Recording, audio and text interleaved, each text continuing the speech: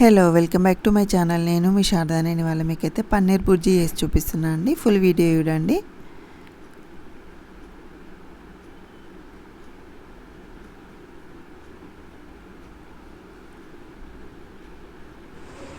ముందుగా పన్నీర్ తీసేసుకొని అయితే సన్నగా తురిమి పక్కకు పెట్టేసుకోవాలి. నేను హాఫ్ తీసేసుకొని తురిమి పక్కకు పెట్టేసుకున్న తర్వాత ప్యాన్ పెట్టేసుకొని ఆయిల్ వేసుకోవాలి.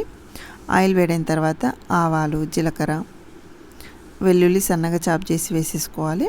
ఒక పెద్ద సైజు ఆనియన్ కూడా సన్నగా తరిగి వేసుకోవాలి.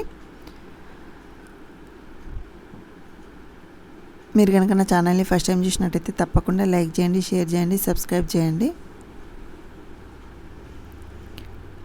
ఇందులో టేస్ట్కి సరిపడా సాల్ట్ కూడా వేసేసుకోవాలి. ఆనియన్స్ పేస్ట్ అయినా వేసేసుకోవచ్చు, లేదంటే సన్నగా చాప్ చేసి అయినా వేసేసుకోవచ్చు. కొంచెం గ్రేవీ ఎక్కువలాగా కావాలనుకుంటే మిక్సీ పట్టేసి వేసుకోండి, లేదంటే చాప్ చేసి వేసుకున్నా ఏం కాదు.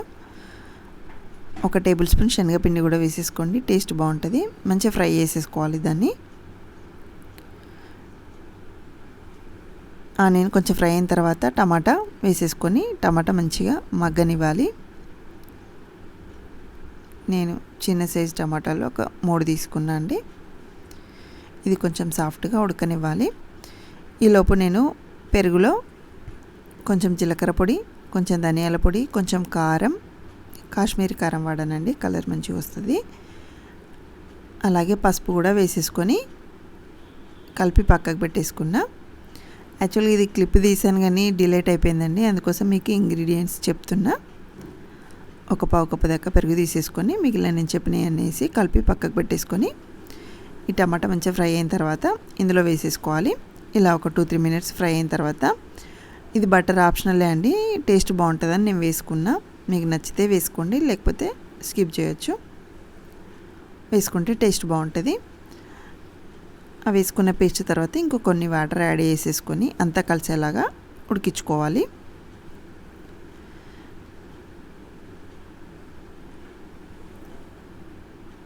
ఇలా ఈ వాటర్ సరిపోతాయండి, బాగా ఎక్కువ కూడా పోసుకోవద్దు. ఇలా కొంచెం దగ్గరకు వచ్చిన తర్వాత మనం తురిమి పెట్టుకున్న పన్నీర్ కూడా వేసేసుకోవాలి.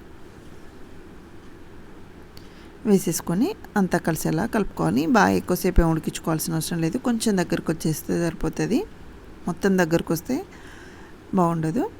ఇందులోనే కొంచెం కసూరి మేతి, అలాగే కొంచెం కొత్తిమీర వేసేసుకోవడమే. వేసేసుకొని ఒక 5-10 మినిట్స్ ఉడికించుకుంటే సరిపోతుందండి. చివరిలో కొత్తిమీర వేసేసుకొని ఉంటే కొంచెం ఫ్రెష్ క్రీమ్ వేసుకోండి, టేస్ట్ ఇంకా బాగుంటుంది. రైట్ నవ్ అయితే నా దగ్గర లేకుండే, అందుకోసం నేను వేసుకోలేదు. అంతే అండి, ఇలా దగ్గరకు వస్తే సరిపోతూ. చపాతీలోకి అయితే చాలా బాగుంటుందండి. బటర్ నాన్స్ అయినా నార్మల్ రోటీ అయినా దేనికైనా సర్వ్ చేసుకోవచ్చు. ఇంతవరకు ట్రై చేయకపోతే తప్పకుండా ఒకసారి ట్రై చేసుకోండి. పన్నీర్ బుర్జీ అయితే రెడీ అండి. అంతే, నేనైతే నార్మల్ చపాతీ, గోధుమ పిండి చపాతీ చేసుకున్నాము. తప్పకుండా ట్రై చేయండి. నా ఛానల్ ఇంతవరకు సబ్స్క్రైబ్ చేసుకోకపోతే తప్పకుండా సబ్స్క్రైబ్ కూడా చేసుకోండి. చాలా సింపుల్గా వేసేసుకోవచ్చండి.